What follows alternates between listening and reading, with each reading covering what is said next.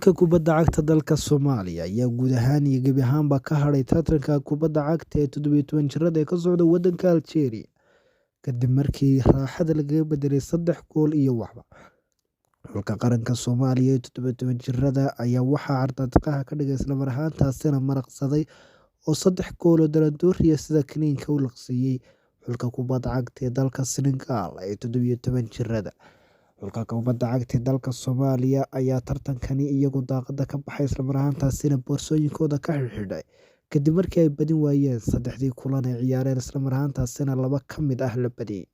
Xulka qaranka kubadda cagta ee 17 jirada ee waddanka Soomaaliya ayaa waxaa laga dhaliyay 3 gool oo midkood uu rikoodh ahaa isla mar ahaantaasina kadib markii ay khalad ku galeen mid ka mid ah ciyaaryahanada xulka kubadda cagta ee waddanka Senegal. Xulka kubadda cagta ee dalka Soomaaliya ayaa guud ahaanba iskaga soo ambabaxaya tartankaasi kadib markii ay Senegal baraysay isla mar ahaantaasina gowraca ugu jiiday oo ay kaga badisay 3 gool iyo waxba. Yaxye Muuse Ibrahim, Nairobi.